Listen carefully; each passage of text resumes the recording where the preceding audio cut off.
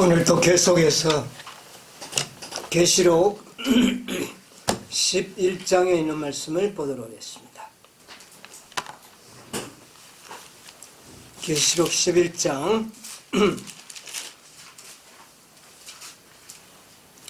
15절로부터 있는 말씀을 제가 읽도록 하겠습니다. 일곱째 천사가 나팔을 불매 곧 큰 음성들이 나서 가로되 세상 나라가 우리 주와 그 그리스도의 나라가 되어 그가 세세토록 왕노릇 하시리로다 하니 하나님 앞에 자기 보좌에 앉은 24장로들이 엎드려 얼굴을 대고 하나님께 경배하여 가로되 감사하옵나니 옛적에도 계셨고 시방도 계신 주 하나님 곧 전능하신 이여 친히 큰 권능을 잡으시고 왕노릇 하시도다. 이방들이 분노하매 주의 진노가 임하여 죽은 자를 심판하시며 종 선지자들과 성도들과 또 물론 대소하고 주의 이름을 경외하는 자들에게 상 주시며 또 땅을 망하게 하는 자들을 멸망시킬 때로소이다 하더라. 이에 성전이 있는 하나님의 성전이 열리니 성전 안에 하나님의 언약궤가 보이며 또 번개와 음성들과 내성과 지진과 큰 우박이 있더라. 예, 오늘 이 한 해를 보내는 마지막 안식일에 11장 하단부를 좀 생각을 해보려고 합니다. 일곱째 천사가 나팔을 불매 하늘에 큰 음성이 나서 가로되 뭐라고요? 세상 나라가 어느 나라가? 세상 나라가 우리 주와 그 그리스도의 나라가 되어 그가 세세토록 뭐하리로다? 몇째 천사가 나팔을 부니까요? 일곱째 천사가 나팔을 불매 큰 음성이 나서 세상 나라가 저는 이 말씀이 오늘 참 우리들에게 매우 중요한 말씀이라고 생각합니다. 어느 나라가? 이 세상 나라가 누구의 나라가 되었어? 그리스도의 나라가 되어가지고 얼마 동안? 영원토록 왕노릇 하시랴. 정말 이 세상 나라를 좀 누가 통치해 주셨으면 그리스도가 통치해 주셨으면 얼마나 좋겠어요. 근데 일곱째 천사가 나팔을 불면 이 일이 어떻게 해요? 이루어질 것이다.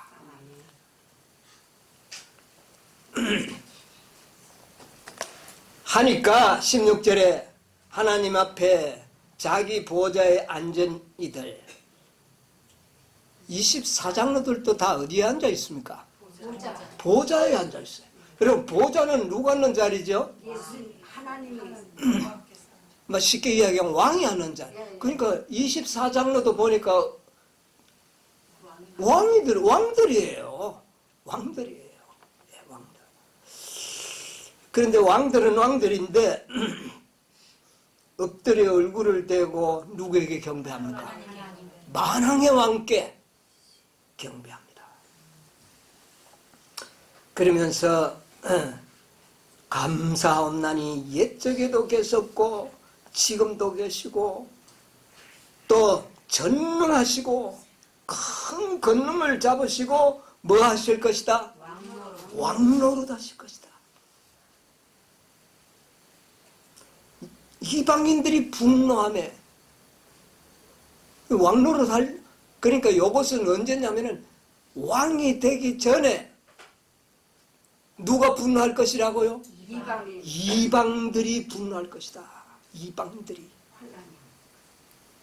주의 분노가 임하여 죽은 자를 심판하고 성도들과 또 물은 데서 주의 이름을 경외하는 자에게는 뭐를 주시고 상 주시고 땅을 망하게 하는 자들은 땅을 망하게 하는 자들은 뭐 어떻게 해? 멸망. 땅을 망하게 하는 자들이 어떤 자들이에요? 예수들만. 제초제 치는 사람들이에요? 이 땅을 아주 망하게 만든다 그러대. 제초제. 이 땅을 망하게 하는 것은 제초제도 이 땅을 망하게 하는지 모르지만 죄가 이 세상을 어떻게 해요? 망하게 만드는 겁니다. 그래서 죄를 짓거나 죄를 짓도록 하는 자들이 다 이때는 어떻게 될 것이다? 그들을 다 뭐 어떻게 해버릴 것이다? 멸망시킬 것이다. 그렇게 이야기하고 있습니다. 이방들이 분노하여 일어날 것이다.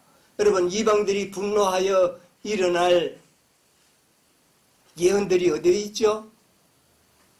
예수님이 왕으로 이 세상에 임하기 직전에 이방들이 분노하여 일어나는 장면이 성경 어디에 기록되어 있습니까? 계시록 17장 우리 한번 찾아보겠습니다. 17장 12절로 14절에 있는 말씀은 내가 보던 열 뿔은 열 왕이니 아직 나라를 얻지 못하였으나 다만 짐승으로 더불어 임금처럼 권세를 일시 동안 받으리라. 저희가 한 뜻을 가지고 자기의 능력과 권세를 짐승에게 주더라. 저희가 어린 양으로 더불어 싸우려니. 자, 여기 보니까 내가 보던 열 뿔은 열 왕이니 이제 이 열 뿔을 세상 나라들을 이야기합니다. 하나님을 인정하지 않는 나라, 하나님을 인정하지 않는 나라. 여러분, 지금까지 계시록을 연구하면서 하나님을 인정하지 않는 나라가 어떤 나라들이에요? 여러분, 하나님을 인정하지 않는 나라, 무적영에서 나오는 세력들은 누구를 인정하지 않아요? 하나님을 인정하지. 이들을 갖다가 열 뿔이라고 했어요. 세상 나라들을 이야기합니다. 여기는 음료는 없습니다.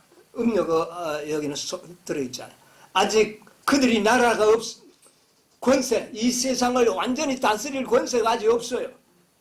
다만 짐승으로 더불어, 이 짐승은 17장에 나오는 붉은 짐승이죠. 붉은 빛 가진 짐승인데 더불어 잠시 동안 세상을 다스릴 뭐를 얻는다? 권세를 얻게 될 것이다. 예. 그전에는 누가 세상을 다스렸나요?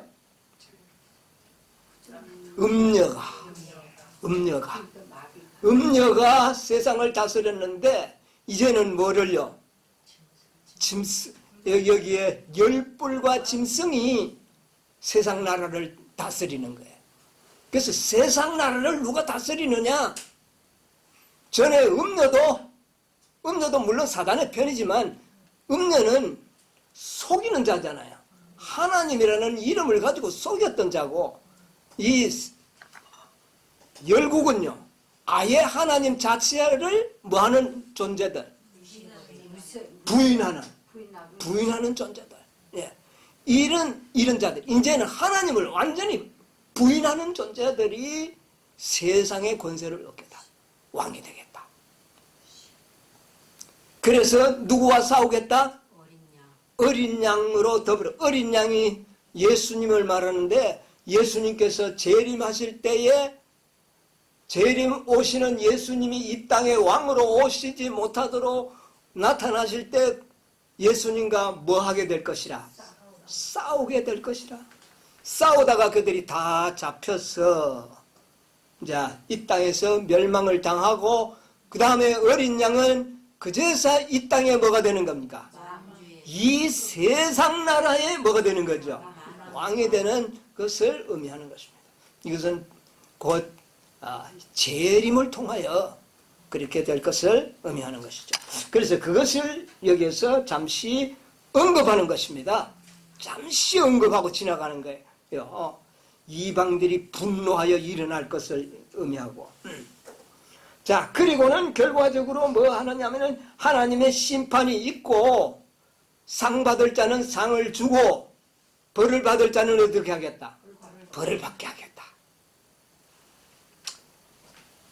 그리고 궁극적으로 땅을 망하게 하는 죄를 갖고 있든지 짓든지 짓게 하든지 이런 자들은 다 땅을 뭐 하는 자들이야? 망하게 하는 자들. 이런 자들을 다 어떻게 한다? 멸망시킨다. 이제 그 이상 더 진행은 되지 않지만은 우리가 이미 알기로는 그리고 난 다음에 새 하늘과 새 땅을 다시 창조하고 이 세상의 모든 권세를 누가 통치한다? 예수님. 이런 것을 일곱째 천사가 나팔을 불매 이런 일이 일어날 것을 여기에서 쫙 설명을 하고 있는 겁니다. 오늘 이 문제를 좀 연구해 보려고 하는 것입니다. 자, 그런데 특별히 나팔을 불매 세상 나라가 그리스도의 나라가 된다. 이 문제를 좀 생각을 해보려고 합니다. 그래서 뭐가 되어서 왕노릇 하는데 얼마 동안? 세세토록 왕노릇 하리라. 이것이 오늘 우리들이 연구하고자 하는 그런 주제로 오늘 좀 삼으려고 합니다. 예수님이 이제 세상 나라를 통치하는 그런 왕이 될 것이다. 이 세상을 통치하면서 우주를 통치하는 만왕의 왕으로 등극하실 것이다. 이 일이 궁극적으로는 일곱째 천사의 나팔을 불어야만이 이런 일이 이루어진다. 그러니까 일곱째 천사의 나팔이 마지막 나팔이 되는 겁니다. 일곱째 인에 뭐가 나왔습니까? 일곱째 인을 뗄 때는 어떤 일이 일어났죠? 얼마 동안? 반시 동안 하늘이 어떻게 해요? 고요했죠. 일곱째 인을 뗄 반시 동안 고요했습니다. 이것은 예수님이 재림 오시는 광경을 그렇게 한마디로 딱 요약해서 말씀을 하셨고, 일곱째 나팔에는 나팔을 불매 그리스도가 뭐가 되어? 어느 곳에? 세상 나라의 왕이 되어 영원토록 다스리라. 이것은 재림에서 좀 더 뭐 되는 것까지 포함된 겁니까? 좀 더 진행된 왕노릇 하는 것. 이것까지 보여주는 계시가 이 일곱 나팔의 계시인데, 오늘은 마지막 일곱 나팔의 계시의 마지막 그 계시, 오늘 이것을 좀 생각을 하려고 합니다. 자, 예수님은 아직 왕이 아니시죠? 왕이 되시기 위하여 지금 준비하고 계시는데, 자, 만왕의 왕, 예수님께서 만왕의 왕이 되시기 위해서 일곱째 나팔을 불 때에 왕위를 받으러 예수님께서 가셨어요. 왕위를 받으러. 자, 우리 예언의 신에 보면 이런 역사를 대비하여 말씀하셨습니다. 한번 예언을 좀 연구해 보도록 하겠습니다. 대쟁투 427쪽에 427쪽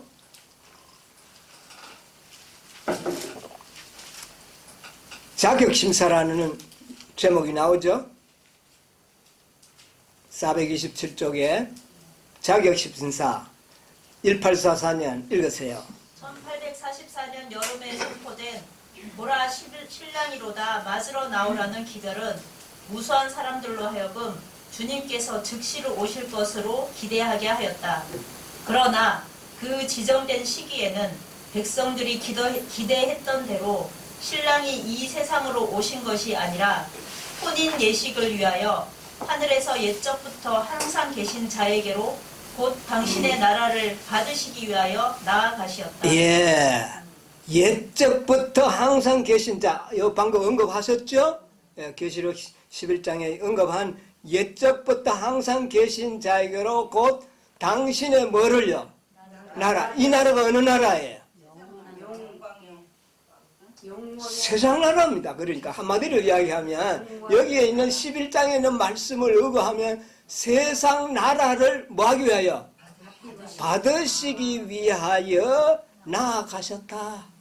나라를 받으시기 위해 갔다. 자, 그럼 일곱째 천사가 나팔을 언제부터 불기 시작했다는 겁니까?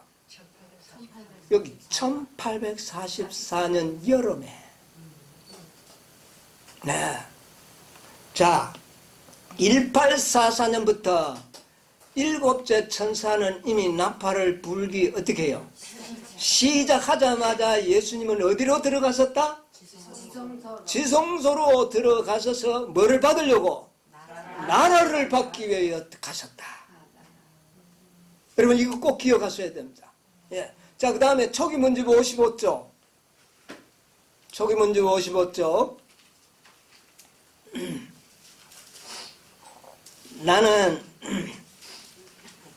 아버지께서 보좌로부터 일어나 불병거를 타시고 휘장 안에 있는 지성소로 들어가 좌정하시는 것을 보았다. 그러자 예수께서도 보좌로부터 일어나셨고. 자, 여기 보니까 아버지께서 보좌로부터 일어나 불병거를 타고 어디로 가시는 거를? 지성소. 보좌에 앉아 계시다가 일어나셔서 어디로 가셨어요? 지성소로. 예, 이거 잘 기억하세요. 예, 그 다음에. 그러자 예수께서도 보좌로부터 일어나셨고 그의 앞에서 머리를 숙이고 있던 무리들도 그분과 함께 모두 일어섰다. 그 다음에 조금 지나가가지고 그 후에 그분은 오른팔을 들고 사랑스러운 목소리로 말씀하셨다. 여기서 기다려라. 내가 나라를 받으러 아버지께로 가노라. 너희 예복을 흠없이 보존하고 있어라. 잠시 후면 내가 혼인잔치에서 돌아와서 너희를 내게로 영접하리라. 그때 불꽃같이 번쩍이는 수레바퀴가 달린 구름병거가 천사들에게 둘러싸여 예수님이 계신 곳으로 왔다. 그분은 병거를 타시고 아버지께서 앉아 계시는 지성소로 가셨다. 거기서 자, 그럼 됐습니다. 지성소로 가셨다. 자, 그러면 예수님께서 1844년에 아버지와 함께 성소에 계시다가 어디로 이제 옮기는 겁니까? 지성소로 아버지께서 보좌를 옮기시니까 예수님도 따라가셨는데 따라가신 목적이 뭡니까? 나라를 받으시기 위하여 가셨다 그랬어요. 여러분 이 목적을 잘 기억해야 됩니다. 나라를 받으시기 위하여 가는데 그래서 이 지성소에 들어가신 목적은 나라를 받으시기 위하여. 이 나라가 어느 나라죠? 이 세상 나라.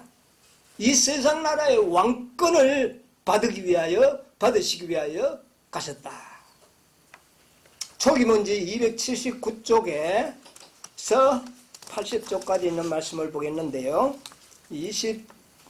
279쪽에 나는 천사들이 하늘에서 왔다 갔다 자주 읽던 말씀입니다. 네, 계속 보세요. 279쪽. 나는 천사들이 하늘에서 왔다 갔다 하는 것을 보았다. 한 천사가 잉크통을 가지고 지구에서 돌아와 예수님께서 자기의 일이 끝났음을 보고하고 성도들이 수가 차서 인치는 사업이 마쳤음을 보고하였다.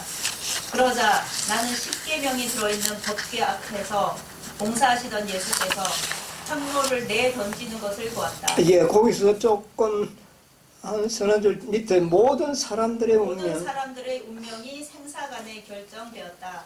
예수께서 성소에서 봉사하고 계시는 동안 죽은 의인들과 살아있는 의인들에 대하여 심판이 행하여졌다. 그리스도께서는 그분의 백성들을 위하여 대속하시고 그들의 죄를 도말하심으로 인하여 그의 왕국을 뭐를 받으셨다? 그의 왕국을 받았다. 예.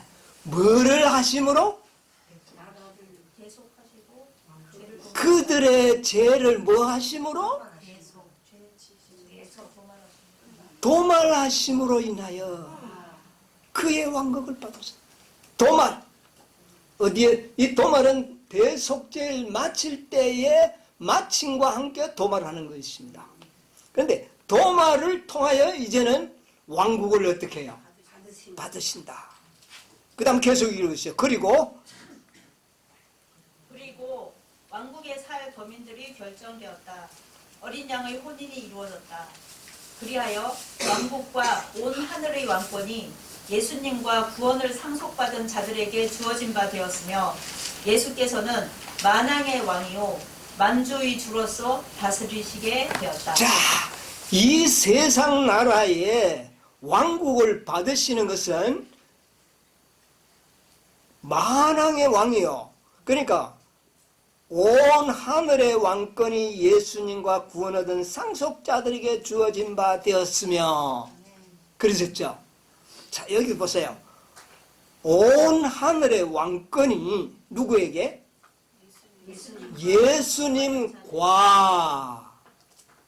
예수님과 그 다음에요. 구원받은 상속자들에게 주어진 바 되었으니.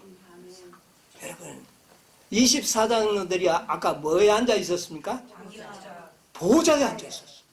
그들이 왕인데 그들이 통치할 영역이 예수님의 영역과 한번 같은 특권으로 상징을 하고 있지 않습니까?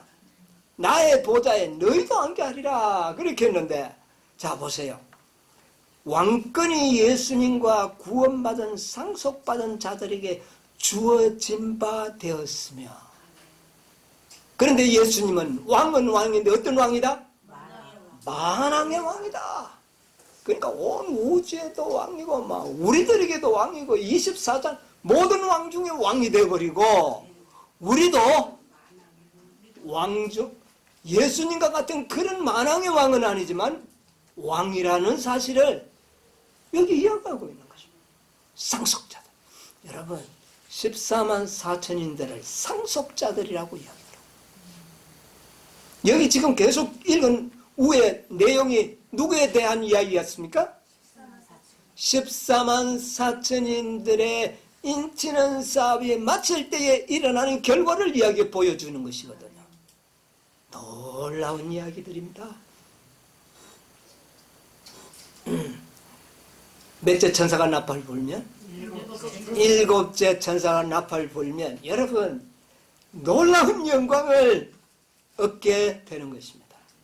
그리스도와 함께. 여러분 이 영광은 정말 말할 수 없는 영광들이에요. 자, 그 다음에 우리 계시록 우리 본문에 돌아가서 11장 19절 보세요. 이에 하늘에 있는 하나님의 성전이 열리니 자, 이제 하늘에 있는 뭐가요? 성전이 열리는 것입니다. 이 성전이 어느 성전인지 보세요. 열리니 성전 안에 하나님의 언약궤가 보이며 또 번개와 음성들과 뇌성과 지진과 큰 우박이 있더라. 자, 이 19절에는 지성소의 문이 열리는 것을 드디어 이제 보여주십니다. 언약궤가 있는 그런 성전. 그런데 언약궤가 보이고 난 다음에 보이는 게 또 그랬어요. 또 뭐도 있더라? 번개, 또 음성, 내성, 지진, 우박. 이게 다 뭡니까? 하나님의 무기들입니다. 이 무기들은 땅을 망하게 하는 자들에게 내려질 심판의 형벌입니다. 자, 일곱 나팔은 계속 하나님의 교회와 백성들을 핍박했던 나라와 세력들에게 내려지는 하나님의 심판을 어떻게 해요? 보여준 계시거든요. 그러니까 이 심판은, 이 지성소 시대에 받는 이 재앙은 하나님의 자비가 전혀 섞이지 않는 그런 진노의 재앙을 그들은 어떻게 해요? 받게 될 것이다 하는 것을 보여주는 것입니다.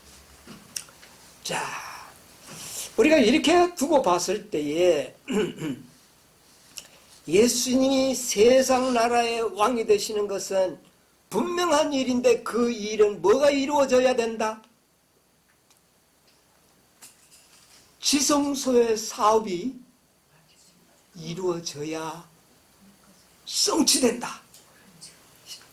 일곱째 나팔이 부는 것이 시작은 되었으나 아직 뭐 하지는 않았다? 마치지는 않았다. 마칠 때는 그런 일이 일어날 것이다. 이것을 보여줍니다. 그런데 중요한 것은 이제 예수님이 뭐가 되셔야 되는 겁니까? 이제 예수님이 왕이 되셔야 되는 것 아닙니까? 그렇죠? 가장 핵심적인 것은 왕이 되어야 하는 것입니다. 그래서 왕이 되실 때에 심판하시고 상과 벌을 다 주십니다. 그 7인 가운데 5인을 보니까 제단 아래 죽어있던 영혼들이 뭐라 그랬어요? 어느 때까지 우리를 이대로 하지? 신원을 들어주지 않겠습니까? 하는데 이제 이 신원이 다 드러나 심판해서 상 줄 자는 상을 주고 벌을 줄 자는 벌을 내가 주겠다.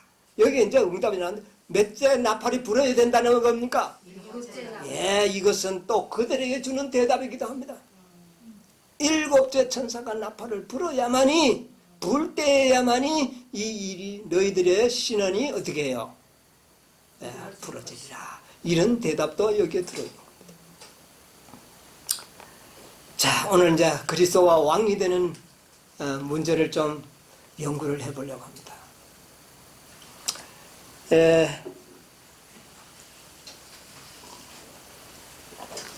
근데 아직까지 예수님은 뭐가 아니에요? 왕이 아닙니다. 그럼 빨리 그분을 뭐로 만들어야 되겠어요? 왕으로 삼아야 되겠습니다. 이 중요한 건 이제 그거예요. 이거 도대체가 왕위를 받으러 이미 들어간 지가 200년이 지금 다 됐는데 이거 왕위를 못 받죠? 에? 아버지가 왕위를 잘 안 주는 겁니까? 예, 왜 그런지를 우리가 알아야 되지 않겠어요? 예수님께서 이 땅에 계실 때 아주 의미심장한 비유를 하나 말씀하셨습니다. 그 비유를 오늘 연구해 보려고 그래요. 예, 이 비유를 연구하면 왜 빨리 왕위를 받지 못했는지 이유를 우리가 알게 될 것입니다. 누가복음 19장에 있는 말씀 보겠습니다. 누가복음 19장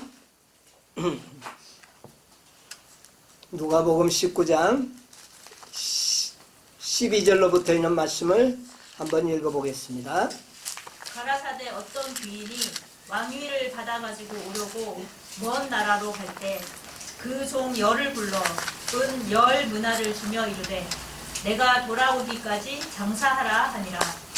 그런데 그 백성이 저를 미워하여 사자를 뒤로 보내어 가로되 우리는 이 사람이 우리의 왕됨을 원치 아니하노이다 하였더라. 귀인이 왕위를 받아가지고 돌아와서 은 준 종들의 각각 어떻게 장사한 것을 알고자 하여 저희를 부르니 그 첫째가 나와 가로되 주여 주의 한 문화로 열 문화를 남겼나이다. 주인이 이르되 잘하였다 착한 종이여 내가 지극히 작은 것에 충성하였으니 열 고을 권세를 차지하라 하고 그 둘째가 와서 가로되 주여 주의 한 문화로 5 문화를 만들었나이다. 주인이 그에게도 이르되 너도 5 고을을 차지하라 하고 또 한 사람이 와서 가로되 주여 보소서 주의 한 문화가 여기 있나이다. 내가 수건으로 쌓아 두었었나이다. 이는 당신이 엄한 사람인 것을 내가 무서워함이라. 당신은 두지 않은 것을 취하고 심지 않는 것을 거두나이다. 주인이 이르되 악한 종아, 내가 내 말로 너를 판단하노니 너는 내가 두지 않는 것을 취하고 심지 않은 것을 거두는 엄한 사람인 줄을 알았느냐? 그러면 어찌하여 내 은을 은행에 두지 않느냐? 그리하였으면 내가 와서 그 별리까지 찾았으리라 하고 곁에 섰는 자들에게 이르되 그 한 문화를 빼앗아 열 문화나 있는 자에게 주라 하니 저가 가로되 주여 저에게 이미 열 문화가 있나이다. 주인이 가로되 내가 너희에게 말하노니 무릇 있는 자는 받겠고 없는 자는 그 있는 것도 빼앗기리라. 예. 자, 빼앗겨라. 27절까지 읽으세요. 그리고 나의 왕됨을 원치 아니하던 저 원수들을 이리로 끌어다가 내 앞에서 죽이라 하였느니라. 예. 매우 의미심장한 비유입니다. 예, 여기 보니까 한 귀인이 왕위를 받아 가지고 돌아오려고 갔습니다. 그렇죠? 예, 갔습니다. 갔는데 먼 나라로 갔고 종려를 불러가지고 다 한 사람에 얼마씩 줬어요? 한 문화씩을 줬죠.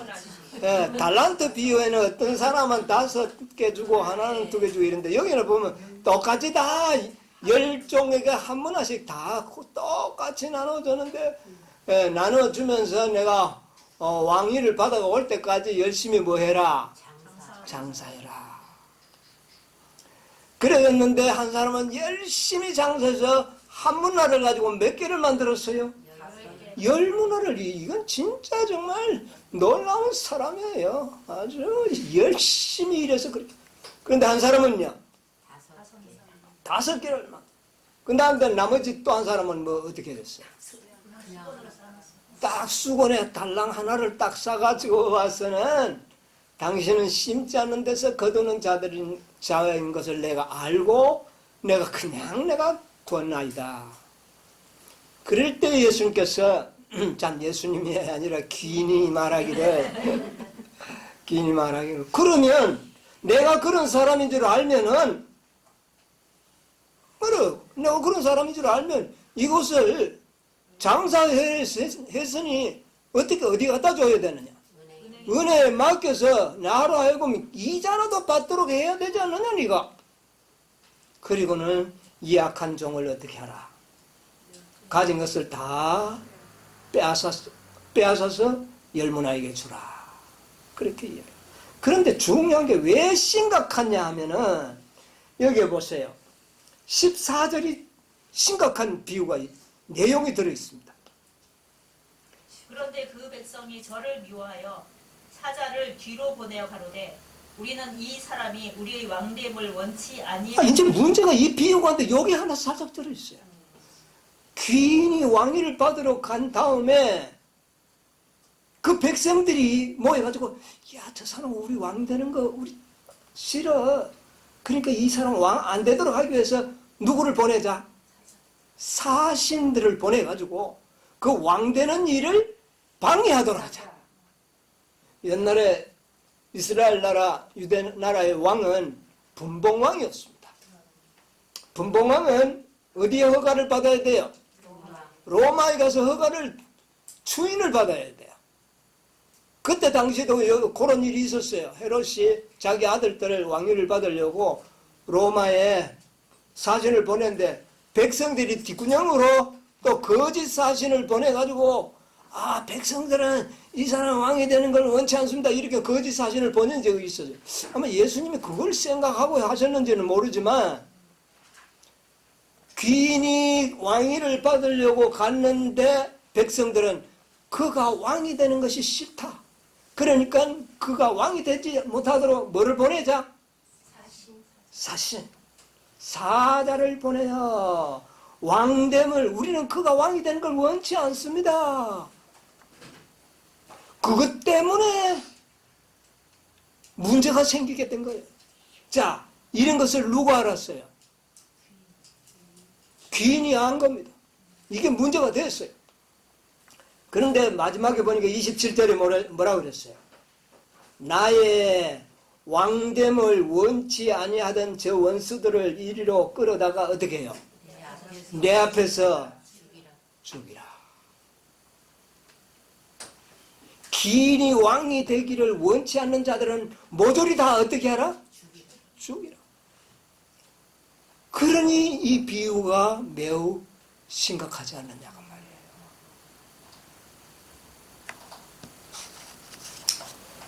옛날에 이 예수님 당시에 이스라엘 백성들과 한번 잘 대조를 해봅시다. 기인은 뭐 여러분 아까 내가 막 이미 실토를 해버렸는데 예수님을 상징하죠. 예수님 자신을 기인이라고 이야기를 한 겁니다. 자, 이스라엘 백성들이 예수님이 왕이 되는 것을 좋아하셨나요? 싫어했어요. 공공연하게 막 싫어했어요. 어디에 그 말씀이 나오지? 어디에 싫다 그랬어요? 마가복음 15장 한번 볼까요? 마가복음 15장 12절로 13절에 있는 말씀 한번 읽어보세요. 빌라도가 또 대답하여 가로되 그러면 너희가 유대인의 왕이라고 하는 이는 내가 어떻게 하랴? 저희가 다시 소리 지르되 저를 십자가에 못 박게. 자, 바라바와 예수님을 두 사람을 내어놓고 빌라도는 누구를 살려주려고 했습니까? 예수를 살려주려고 이 사람을 살려줄까? 이러니까 그 사람 우리는 싫다. 누구를 살려달라? 바라바를 살려달라. 자, 요한복음 19장 15절 보세요. 19장 15절. 저희가 소리 지르되 없이하소서 없이하소서 저를 십자가에 못 박게 하소서. 빌라도가 가로되 내가 너희 왕을 십자가에 못 박으랴? 대제사장들이 대답하되 가이사 이외에는 우리에게 왕이 없나이다. 우리는 그가 왕 되는 것이 어떻게 해요? 실소이다. 실소이다. 방해를 한 겁니다. 그 비유 그대로 이스라엘 백성들이 하지 않았습니까? 예. 옛날 이스라엘 백성들이 예수님이 왕이 되는 것을 반대했습니다. 자, 그러면 이제 우리가 한번 생각해 봅시다. 예수님이 왕이 되는 것을 싫어하는 백성이 누구였습니까? 옛날 유대 백성들. 오늘날은 누굽니까? 자, 우리 한번 생각을 해봅시다. 유대인은 은혜의 왕국의 왕을 거절한 겁니다. 그렇잖아요? 은혜의 왕국의 왕을 거절했어요. 그런데 오늘날은 우리는 어떤 왕국의 직전에 살죠? 영광의 왕국의 직전에 살고 있어요. 그런데 이 비유는 뭐 어느 왕국에만 적용이 되는 것이나 모두 다 적용이 되는 것은 맞지만 더 그때보다 오늘날에 더 적용이 된다 그 말이에요. 왕위를 받으러 갔다가 돌아와서 그렇게 했거든요. 그런데 은혜의 왕국은 왕이 되어가지고 하늘에 그냥 계셔버렸어요. 하늘에 보호자가 있잖아요. 그런데 영광의 왕의 보호자는 어떻게 됩니까? 하늘에서 왕위를 받아가지고 이 땅에 오는 겁니다. 그래서 돌아와서 되는 사건이거든요. 그러니까 어떤 의미로는 이 비유는 영광의 왕국을 상징하는 비유다. 자, 그래서 이 비유는 물론 그들에게도 적용이 되었습니다. 그러나 누구한테 적용이 될까요? 마지막 재림 직전에 사는 하나님의 백성들에게 적용될 것입니다. 그러면 오늘날 우리들이 심각하게 이 예언을 이 비유를 어떻게 해요? 연구해 봐야 되는 것입니다. 그렇지 않습니까? 왜냐하면 이 비유는 마지막 재림 직전에 사는 하나님의 백성들을 초상하고 있다는 것을 우리가 알게 되는 것이죠. 오늘날 영적 유대인은 누굽니까? 셋째 천사의 기별을 믿고 예수님이 왕위를 받으러 가셨다는 것을 알고 있는 백성들이 그분의 백성들이에요. 그러니까 우리들이 맞죠? 자, 오늘날 우리가 예수님의 그 왕위를 받아오는 것을 그것을 아는 백성들이 반대하는 백성이 있습니까? 다 예수님이 왕위 받아가 빨리 오기를 다 기다리는 것 같은데 오늘 재림 성도들은 전부 예수님 왕이 되시기를 다 기다리고 있어요. 그러면 이거 비유가 좀 적용하기가 힘들지 않습니까? 그렇지 않습니까? 자, 영광의 왕국에서 예수님을 왕으로 모시기 위해서 우리는 해야 할 일들이 있습니다. 자, 보세요. 내가 가서 왕위를 받아가지고 올 테니 내가 주는 문화를 가지고 뭐 해라? 장사해라. 그랬잖아요. 그리고 한 문화씩을 나눠줬잖아요. 자, 그러면 그 오시는 왕위를 받아오는 자들을 오시는 왕을 영접하기 위해서는 그 문화를 어떻게 해야 됩니까? 잘 귀하게 이 문화를 활용하고 열심히 활용하는 자가 되어야 되겠죠. 그러면 그런 자들 중에는 몇 문화까지 남길 수 있다? 10문화까지도 남기고 5문화도 남기고 뭐 그 중에는 또 그 중간 숫자도 남길 수 있겠죠. 그런데 만약에 한 문화 그대로 있다면 이 자는 분명 상을 받지 못한다는 것입니다. 열심히 우리는 해야 돼요. 자, 이제 여기서 우리가 잘 한번 구속의 경륜을 현대 진리를 적용해서 좀 이해를 해봐야 됩니다. 성소제도에 의하면 칭의를 얻어서 한 달란트를 가지고도 한 문화를 가지고도 구원 얻는 자가 사실은 있어요, 없어요? 있어요.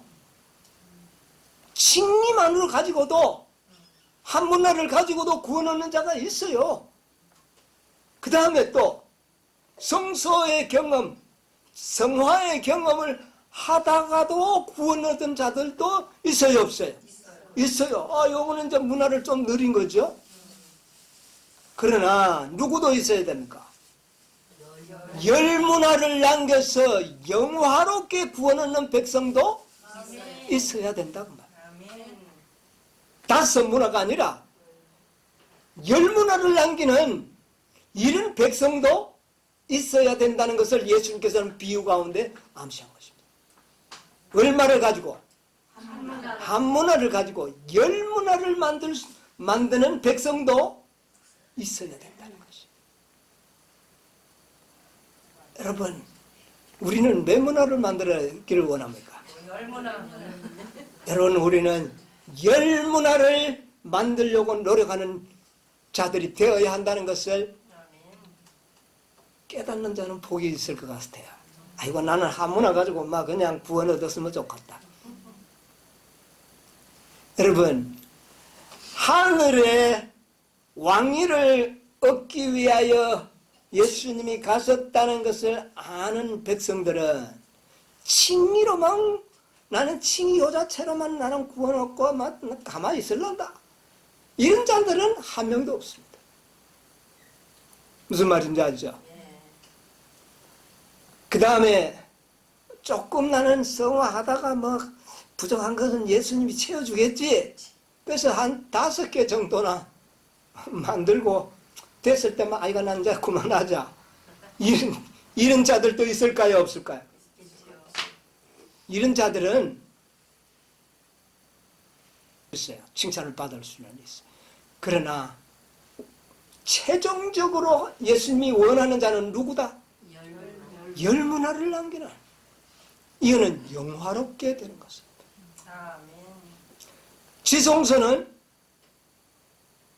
죄가 없는 영화로운 것입니다. 자, 그 지성소에 들어가는 자들은 영화롭게 될 수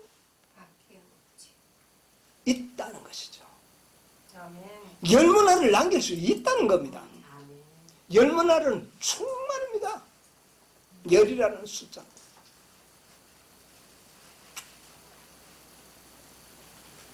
계시록 14장 5절에 말해버렸어요. 그 입에 거짓말이 없고 흠과 점이 없는 자들, 이런 자들이 될 수 있다. 구속의 경륜에는 완전한 율법을 순종하는 백성들이 존재되어야 되는 겁니다. 왜냐하면 선하게 대중주의 사단은 하나님의 율법은 뭐 할 수 없다? 순종할 수 없다. 그렇게 했기 때문에 순종할 수 있다는 백성이 나타나야 되는 겁니다. 나타나야 되는 겁니다. 그리고 하나님의 율법이 순종할 수 있다는 사실이 입증되어야 하는 겁니다. 입증되어야 돼. 그래야지만 칭의와 성화의 경험으로 죽었지만 구원받은 자들을 예수님이 채워주실 때에 참소가 없을 것입니다. 그렇잖아요. 만약에 이런 입증도 되지 아니하고 그런 존재도 없는데 다 채워져 가지고 구원 준다면 그 사단이 어떤 존재인데요? 참소하지 않겠습니까? 참소가 있어요. 모세 보십시오. 응? 모세를 부활시키려고 하니까 사단이 와서 뭐 했어요? 참소해야 않았어요. 막 사단이 참소하고 막 이런 가운데 막 예수님 와서 강제로 의인들로 뺏어 하늘로 올라가는 이런 구원이 아니라는 말입니다. 그래서 반드시 이런 자들이 구속의 경륜 가운데는 있어야 된다고 말이에요. 이게 중요한 내용인 것입니다. 예.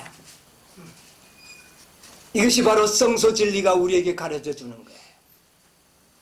칭의로서도 구원이 있을 수 있습니다. 성화를 통해서도 구원이 있습니다. 그러나 하나님의 최종적인 목적은 뭡니까? 지성소의 영화로운 백성이 한 백성이 존재하기를 원하는 겁니다. 예? 그래서 하나님의 율법이 순종할 수 있다는 것이 입증되어야 하는 겁니다. 그렇게 할 때에 한 달란트를 통하여 구원 얻은 자란 두 달란트를 통하여 구원받은 사람을 채워줘도 사단이 항변을 할 수가 없어요.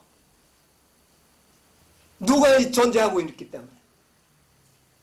하나님의 율법을 온전히 순종한 10달란트와 10문화를 가진 자가 있기 때문에 사단은 항의를 하지 못합니다.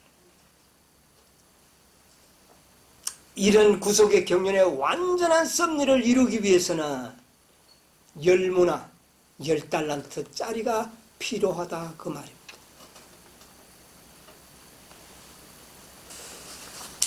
여러분 실물교훈 330쪽에 여러분 내용을 아마 여러 번 들었을 텐데 다시 한번 읽어볼게요.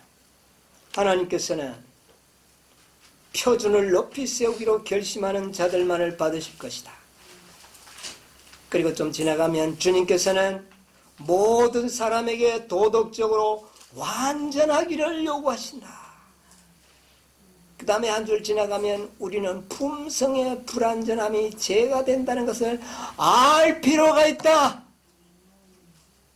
여러분 그렇지 않습니까? 왜 그럴까요? 품성자체의 불완전 가지고는 누구의 참소가 있기 때문에? 사단의 참소가 있는.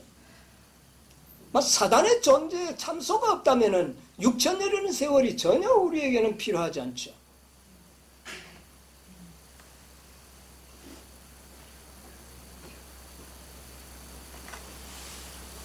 언약궤 안에 지성소 안에는 언약궤가 있다 그랬죠. 언약궤 안에는 뭐가 있어요?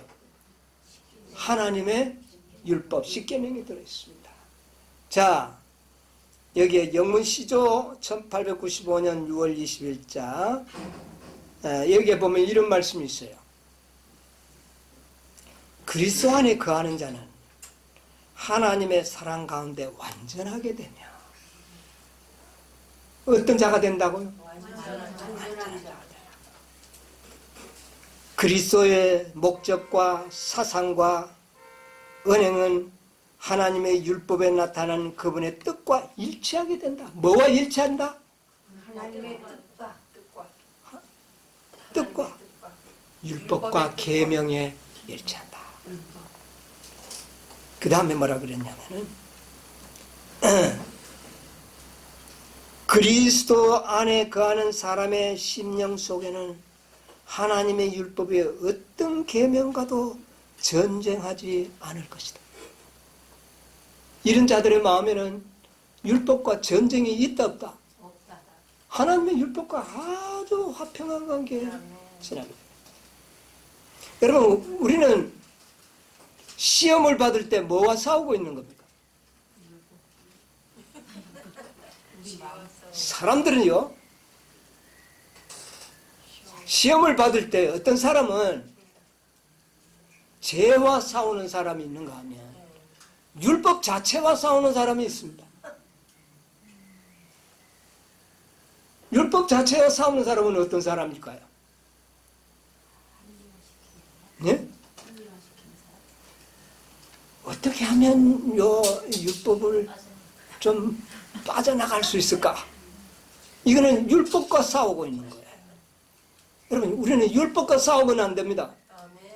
죄와 싸워야 돼. 나를 죄를 짓도록 하는데 나는 죄를 안 짓기 위하여 싸우는 거예요. 많은 사람들이 안 지으려고 싸워야 되는데 어떻게 하면 율법을 좀 잘 이거 이렇게 저렇게 해서 좀 빠져나갈 수 있는 길이 없을까? 율법과 그래서 율법이 자꾸 그것도 안 돼. 그것도 하면 그럼 요래 아주 율법과 싸우는 사람들이 그런 사람들은 없을 것이다.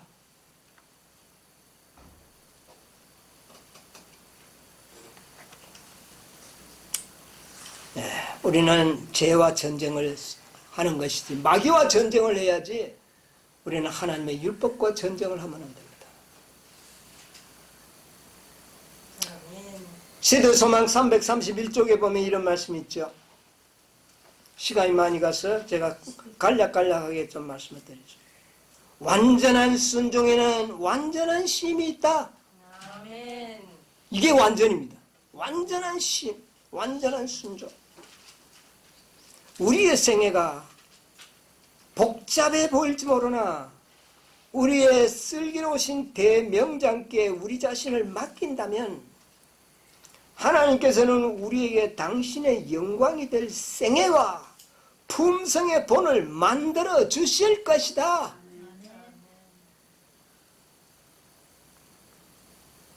우리를 정말 주님께 맡기면은 주님께서 만들어 주실 것이다. 아멘. 우리에게 이 진리를 깨닫게 하신 분은 혈육이 아니요 성령께서 깨닫게 해주시는 것입니다. 아멘. 자, 그래서 우리가 그리스도가 왕이 되도록 하는 일은 한마디로 이야기하면 어떤 생애가 되어야 된다는 말입니까? 완전한 내 삶 속에서 그리스도가 왕이 된다면 아멘. 그리스도가 왕이 된다는 것을 아주 원하는 분이요. 내 삶 속에서 그리스도의 왕이 되시지 못한다면 그리스도가 왕됨을 내가 뭐 하는 것입니까? 싫어하는 겁니다. 여러분 뭐 딴 데 보지 마십시오. 이건 개인적인 문제입니다. 개인의 준비예요. 정말 내 생애 속에서 삶 속에서 그리스도가 왕이 되시도록 그렇게 하고 있는 생애가 아니면 그리스도가 왕이 되는 것을 나는 원치 않습니다. 말은 안 하는데 마지막 라오디게아 시대의 하나님의 백성이라고 하는 공언하는 백성들은 행동으로 그렇게 말을 하게 됩니다.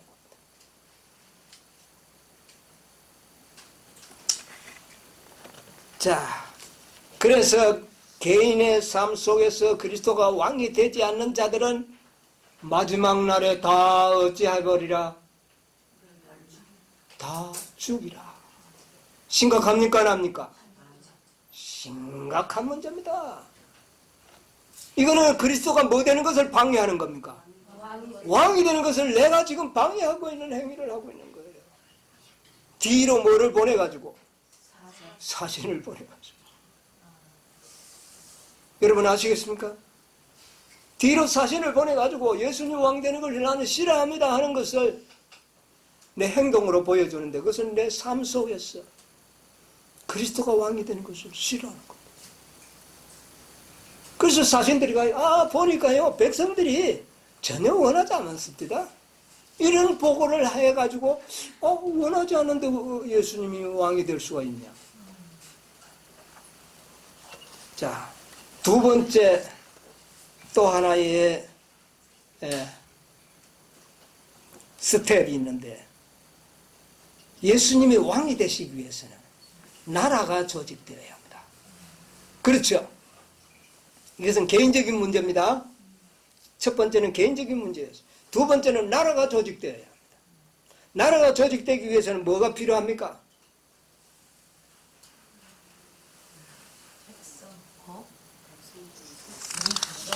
영토가 있어야 되고 그 다음에 백성도 있어야 되고 법도 있어야 되고 또 뭐도 있어야 돼요. 국가가 조직이 되기 위해서는 여러 가지 내각이 어떻게 돼야 합니까? 조직이 돼야 되는 겁니다. 내각 조직이 필요해요. 장관들이 있어야 되는 겁니다. 행정장관들이 있어야 되는 거예요. 자, 우리 요한계시록 우리가 연구를 해보니까 계시록 4장 6절에 하고 4장에 보면 보좌가 나오는데 네 생물들이 나오고 그 다음에 24장로들이 나오고 뭐 이렇게 나오는 걸 우리가 보게 됐죠. 이것은 다 하늘에 뭡니까 이게? 조직이에요. 예. 자, 11장에다 보니까 24장로들이 보좌에서 나와서 어떻게 했다고요? 경배했잖아요. 그럼 24장로들도 뭐예요? 이게 하늘의 조직입니다. 자, 그런데 보세요. 또 14장 1절에 보면 어린 양과 누가 또 나옵니까? 14만 4천인들이 나옵니다. 하늘의 조직도를 우리가 보면 하나님의 보좌가 있고 그 다음에 뭐가 또 있어요? 24장로보다 더 직급이 높은 네 생물, 그 다음에 24장로, 그 다음에 14만 4천, 그 다음에 백성. 그런데 백성도 있어요 없어요? 왕이 되기 위해서는 지금 백성은 있어요 없어요? 백성 있어요. 허다합니다. 자, 그 다음에 내 생물도 지금 있어요 없어요? 있어요. 24장로도 있어요 없어요?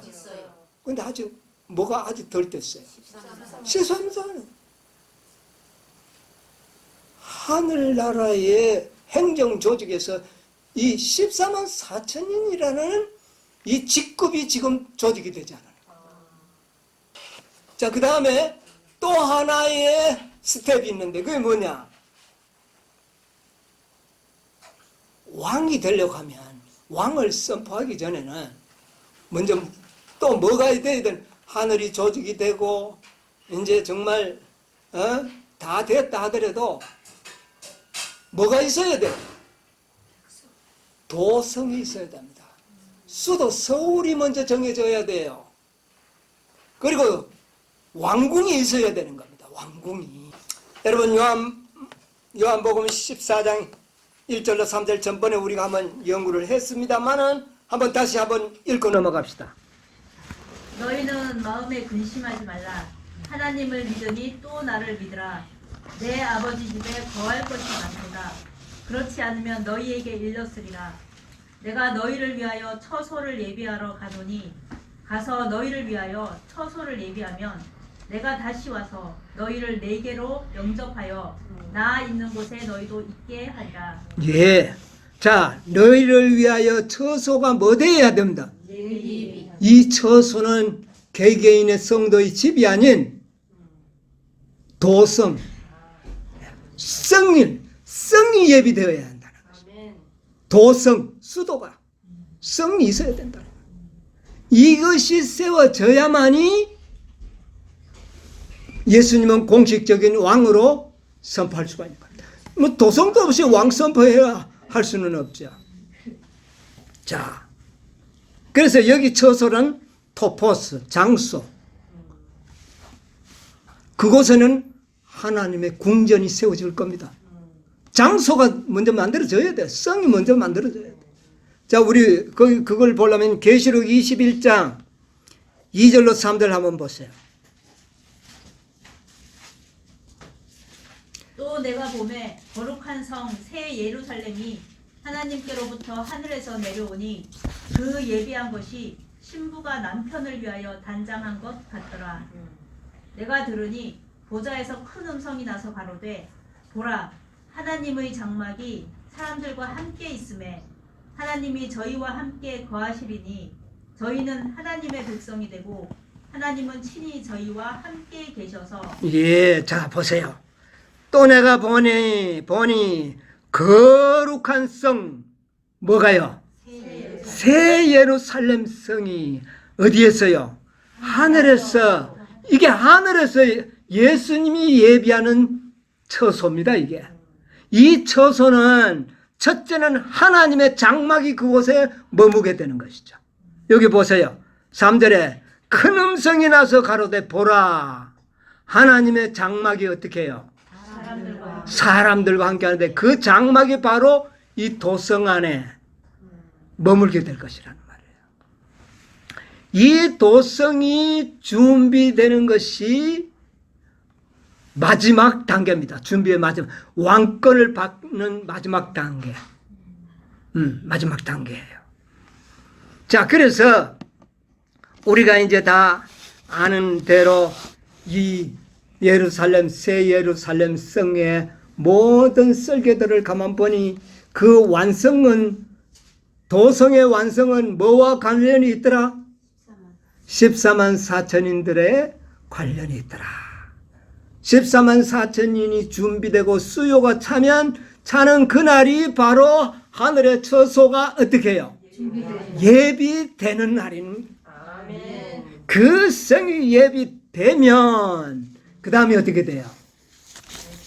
예수님이 나라를 드디어 받아서 이 땅에 오시는 겁니다. 그게 바로 재림이죠. 자, 그래서 여기 뭐 다 보니까 가장 핵심 문제는 뭡니까 이제? 14만 4천이 키 포인트가 14만 4천. 내 생애에 그리스도의 왕으로 모시라. 이게 첫 번째 해야 할 일이야. 네. 그리고 하늘의 도성 이게 세워지고 참으로 이 모든 일들이 나라의 모든 조각이 완성되고 도성이 완성되면 예수님은 왕위를 받는데 그 모든 조각이 완성도 14만 4천이 남아있고 다 됐는데 14만 4천이 남았고 성도 뭐가 되지 않으니까 14만 4천이 되지 않으니까 아직도 이대로 되지 않아요. 여러분 오늘 이 일곱째 천사가 나팔을 부는 이 천사의 기별 속에서 우리는 놀라운 비밀이 확실히 나타나고 있지 않습니까? 아멘. 그리고 이 진리를 반대하고 예수님이 왕됨을 싫어하는 자들은 내 앞에서 다 어떻게 하라? 죽이라. 구원받는다는 말입니까? 못 받는다는 말입니까? 여러분 놀라운 비유였습니다. 누가복음 19장은 매우 중요한 비유였어요. 여러분 밀사 안 보내기를 바랍니다. 품성이 불완전하면 예수님이 왕이 된다는 것을 원치 않는 자들이 됩니다. 예. 왕으로 안 모시면 밀사가가 가서 뭐라 그럴까요? 원치 않는 가수대다. 그런 보고를 할 것이고, 그 다음에 14만 4천 진리 교리를 아주 얼렁뚱땅 이야기하는 거 보니까 그것도 조직이 안 되도록 지금 방해하는 것이고, 그 다음에 또 14만 4천인을 부인하는 사람들은 성이 더 이상 건축되지 못하도록 방해하는 자들이 되는 겁니다. 이런 자들은 다 그리스도가 왕됨을 원치 않는 자들로 판명이 될 것입니다. 아무쪼록 우리 2023년 그리스도가 우리의 삶 속에서 왕이 되시기를 바랍니다. 그래서 하늘나라의 그리스도가 우리는 왕이 되기를 진심으로 원한다는 메시지를 하늘에 올려 보내시기를 바랍니다. 그래서 기어코 예수님은 왕권을 받아가지고 이 땅에 오실 수 있도록 준비하는 새로운 한 해가 되시기를 간절히 바라면서 말씀을 마치겠습니다.